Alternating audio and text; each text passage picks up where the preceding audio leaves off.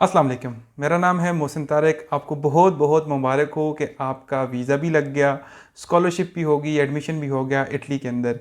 अब आपने पाकिस्तान से ट्रैवल करना है इटली के लिए। आज की वीडियो आपके लिए बहुत इंपॉर्टेंट है क्योंकि इसमें मैंने आज आपको 4 चीज़ें बतानी हैं जो इटली आने के लिए बहुत ज़रूरी हैं। नंबर 1, आपने कितनी अमाउंट अपने साथ यूरोज़ की रखनी है। नंबर 2, आपने पहनने के लिए कौन सा स्टफ़ अपने साथ रख सकते हैं। नंबर 3, खाना बनाने की कौन सी चीज़ें आपको ज़रूरत पड़ती हैं। और नंबर 4, कि खाना खाने की कौन सी चीज़ें या खाने की कौन सी चीज़ें आप अपने साथ लाएंगे। अगर आप मेरे चैनल पर न्यू हैं तो चैनल को सब्सक्राइब करना ना भूलिए और वीडियो को उन लोगों के साथ लाजमी शेयर कीजिए जिन्होंने इटली आना है बहुत जल्द आपके साथ। सबसे पहले बात करेंगे कितनी अमाउंट हमने यूरोज़ की लानी है साथ। कम से कम मैं आपसे ये सजेस्ट करूँगा कि 1500 यूरोज़ आपके पास होने चाहिए। क्यों? क्योंकि आप जिस भी शहर में जाते हैं वहाँ पे आपने अपने लिए रूम रेंट आउट करना होता है। तो फॉर एग्ज़ाम्पल अगर आपके रूम का रेंट है 250 यूरोज़, तो आपने 1 मंथ का एडवांस देना होता है एज अ सिक्योरिटी डिपॉज़िट, और 1 मंथ जिसमें आप रहेंगे उसकी जो रेंटल वैल्यू होगी वो भी आपने डिपॉज़िट करनी होगी। तो इसका मतलब है कि 500 यूरो आपके शुरू से चले गए जिस दिन आप इटली पहुंचे थे।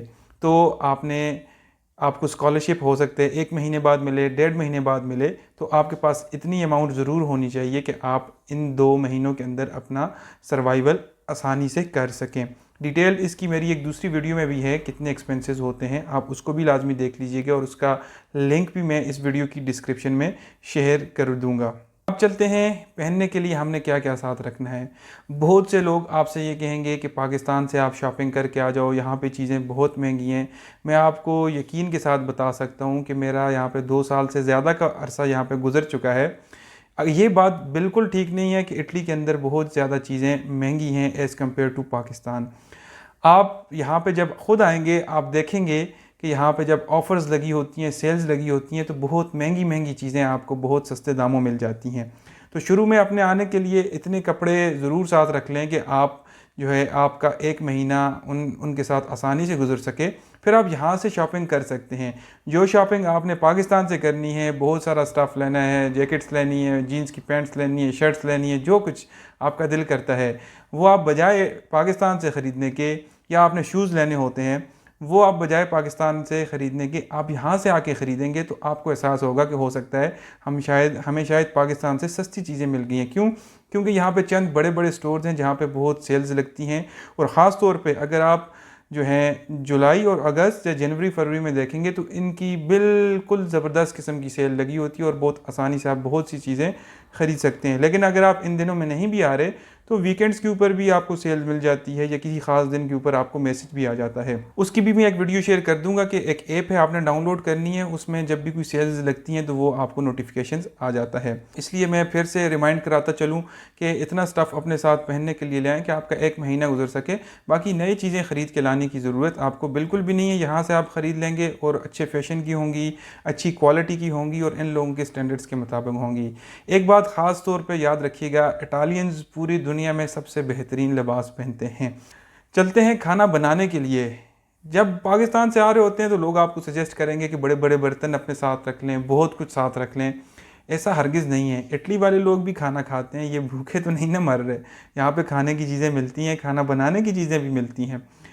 तो यहाँ पे जब भी आप आते हैं तो जिस घर में आप रहते हैं अक्सर घर उनके फुली फर्निश्ड होते हैं। आपको प्लेट्स, आपको खाने बनाने के बर्तन, सारा कुछ यहाँ पे घर के अंदर मिल जाता है। हाँ, जो चीज़ नहीं मिलती वो 2 चीज़ें हो सकती हैं जो आपको यहाँ पे नहीं मिलेंगी। एक तो अगर आप रोटियां खाने के शौकीन हैं तो तवा आपको शायद नहीं मिलेगा, तो आप या तो तवा अपने साथ रख सकते हैं, या अगर आप नहीं लाना चाहते तो बड़ा पैन ख़रीद लें, उसमें आपकी रोटियां बन जाएंगी। इसके अलावा प्रेशर कुकर यहाँ से मिलता है लेकिन वो थोड़ा डिफरेंट स्टाइल का होता है, हो सकता है आपको वो पसंद ना आए।